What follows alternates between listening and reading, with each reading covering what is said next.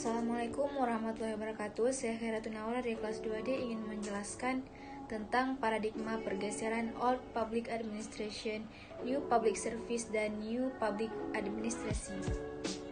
Baiklah, di sini saya akan menjelaskan pergeseran Old Public Administration, New Public Administration, dan New Public Service. Adapun Old Public Service adalah paradigma administrasi negara lama yang dikenal dengan sebutan administrasi negara tradisional atau klasik. Paradigma ini merupakan paradigma yang berkembang pada awal ilmu kelahiran ilmu administrasi negara. Tokoh paradigma ini adalah antara lain pelopor berdirinya negara, yaitu Woodrow Wilson dengan karyanya The Study of Administration yang diterbitkan pada tahun 1887, dan F. Taylor dengan bukunya Principles of Scientific.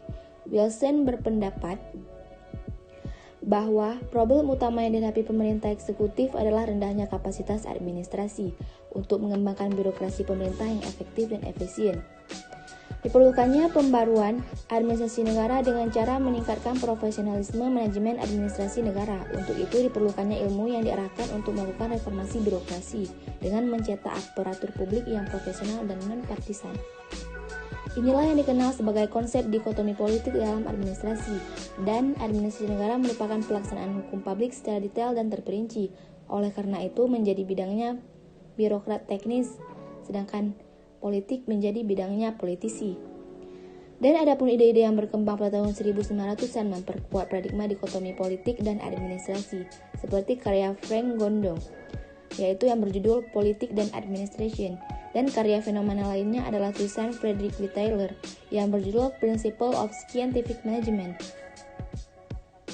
Taylor adalah seorang pakar manajemen ilmiah yang mengembangkan pendekatan baru dalam manajemen publik di sektor swasta. Metode ini menyebutkan ada cara lain untuk melaksanakan tugas tertentu. Manajemen ilmiah dimaksudkan untuk meningkatkan output dan menemukan metode produksi yang paling cepat, efisien, dan paling tidak melelahkan. Jika ada cara terbaik untuk meningkatkan produktivitas di sektor industri, tentu ada juga cara yang sama untuk organisasi publik. Wilson juga berpendapat bahwa pada hakikatnya, bidang administrasi adalah bidang bisnis, sehingga metode yang berhasil di dunia bisnis dapat juga diterapkan untuk manajemen sektor publik. Pelopor lainnya adalah yang Henry Fayol dan Gulick dan Urwig dengan konsep POSDCORB, yaitu merupakan planning, organizing, staffing, directing, coordinating, reporting, dan budgeting yang melahirkan beberapa konsekuensi terhadap teori administrasi.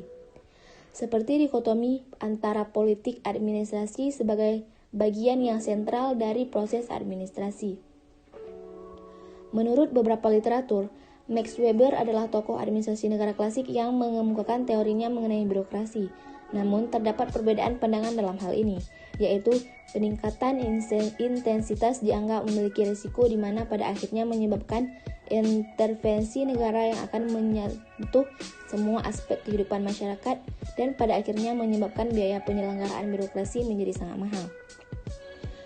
Dan adapun paradigma yang pertama terjadi pada tahun 1900 sampai dengan 1926. Paradigma ini mempermasalahkan mengenai di mana seharusnya administrasi negara itu berada dengan tokohnya Frank G. Goodnow dan Leland Dwight, dan menyatakan bahwa administrasi negara seharusnya berpusat pada birokrasi pemerintahan, dan jelaskan bahwa administrasi negara merupakan sub bidang ilmu politik.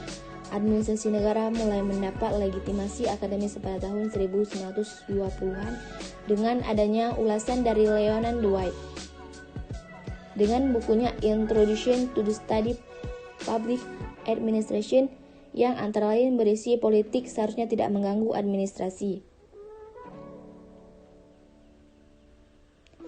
Pada tahun 1937 merupakan puncak akhir paradigma kedua dengan tokoh Luther H. Gulick dan Lyndall Urwig dalam tulisannya Paper on the Science of Administration yang terkenal dengan konsep planning, organizing, staffing, directing, coordinating, reporting, budgeting. Adalah suatu istilah yang mencakup tanggung jawab atas suatu perencanaan, pengorganisasian, pengarahan, penyusunan staf, koordinasi, pelaporan, dan pelanggaran.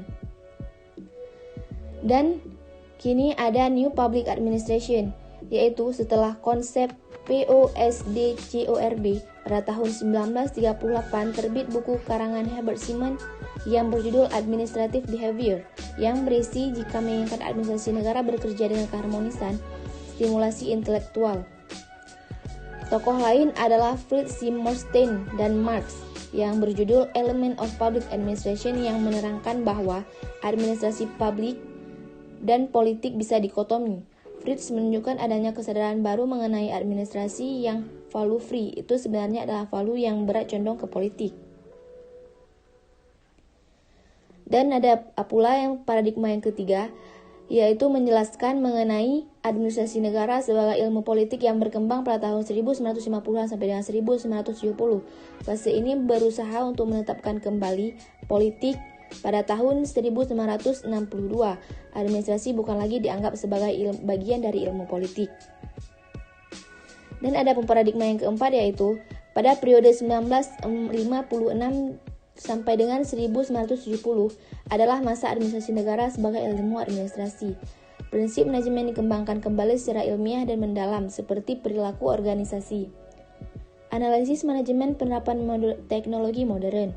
Dan pada masa ini terdapat dua jenis administrasi negara, yaitu perkembangan ilmu administrasi murni yang berdasarkan pengaruh psikologi sosial, dan ilmu administrasi yang menjelaskan mengenai public policy.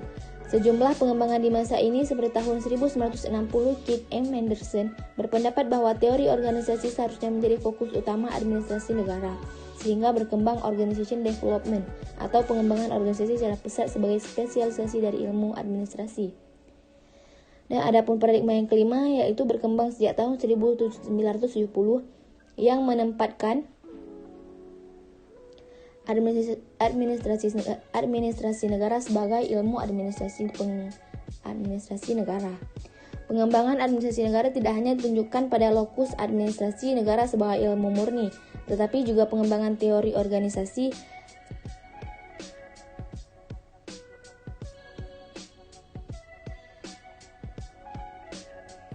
Perhatian pada teori organisasi terutama ditunjukkan pada bagaimana dan mengapa organisasi bekerja, perilaku individu dalam organisasi dan bagaimana keputusan diambil dalam organisasi, dan kemudian berkembang ilmu kebijaksanaan, yaitu policy science, politik ekonomi, proses kebijakan pemerintah dan analisisnya dengan cara pengukuran kebijakan.